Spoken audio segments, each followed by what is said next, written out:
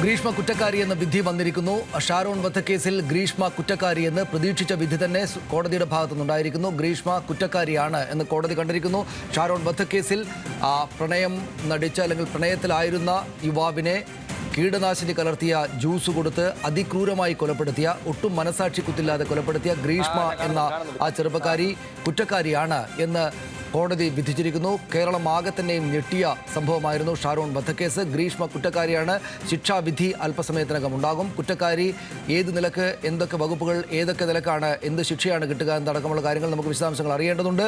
ഷാരോൺ വധക്കേസ് എന്തായാലും ഗ്രീഷ്മ കുറ്റക്കാരിയാണ് എന്ന വിധി വന്നിരിക്കുന്നു. വിവാഹം ഉറപ്പിച്ചതോടെയാണ് അതുവരെ തൻ്റെ കാമുകനായിരുന്ന ഷാരോണിനെ കൊലപ്പെടുത്താൻ ഗ്രീഷ്മ തീരുമാനിച്ചത് എന്നാണ് പോലീസ് നേരത്തെ കണ്ടെത്തിയത്.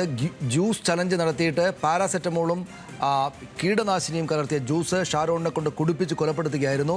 ആദ്യം പാരാസെറ്റമോൾ കലർത്തിയ ജ്യൂസാണ് ഷാരോണിനെ കൊണ്ട് ഈ പെൺകുട്ടി കുടിപ്പിച്ചത്. പക്ഷേ ദേഹാസ്വാസ്ഥ്യമുണ്ടായെങ്കിലും ഷാരോൺ രക്ഷപ്പെട്ടു. ഷാരോൺ ഈ കുട്ടിയുമായി പ്രണയത്തിലായിരുന്നു. ഇവർ വലിയ സുഹൃത്തുക്കളും പ്രണയത്തിലുള്ള ആളുകളുമായിരുന്നു. പക്ഷേ ഗ്രീഷ്മ കുറെ കൂടെ മെച്ചപ്പെട്ട ഒരു വിവാഹാലോചനയോ മറ്റോ വന്നു എന്ന കാരണത്താലാണ് എന്നാണ് പോലീസ് കണ്ടെത്തിയിരിക്കുന്നത്.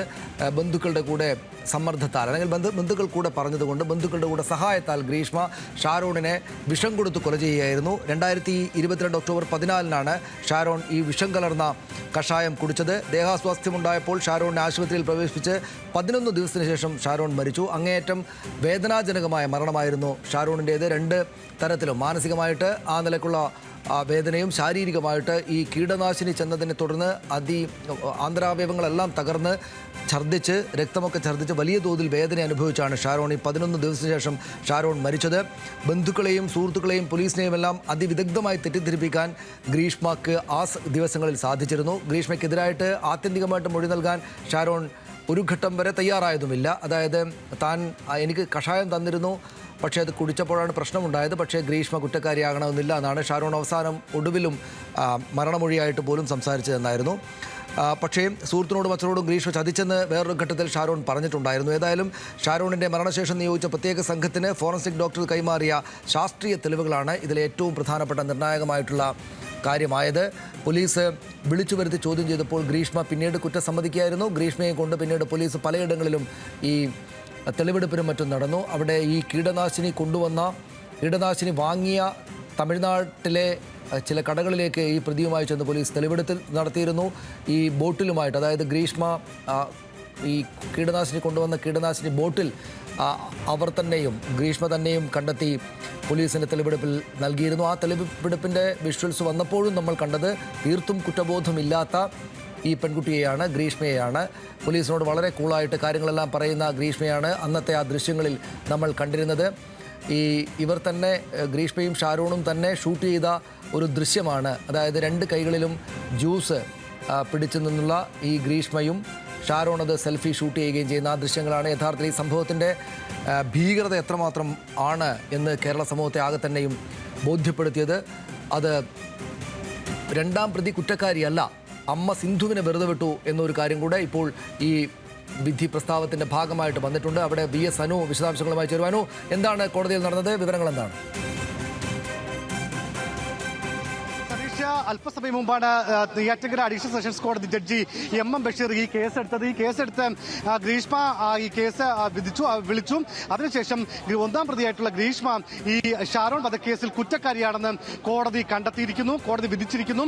അതേസമയം 2ാം പ്രതിയായിട്ടുള്ള ഗ്രീഷ്മയുടെ അമ്മ സിന്ധു അവരെ വെറുതെ വിട്ടു, അവർ കുറ്റക്കാരിയല്ല എന്നുള്ള വിധിയാണ് ഇന്നിപ്പോൾ കോടതി പറഞ്ഞിരിക്കുന്നത്. അതേസമയം തെളിവ് നശിപ്പിച്ചതിന് 3ാം പ്രതിയായിട്ടുള്ള ഗ്രീഷ്മയുടെ അമ്മ നിർമ്മൽ കുമാരൻ നായരെ പ്രതിയാണെന്നും കോടതി കണ്ടെത്തിയിരിക്കുന്നു.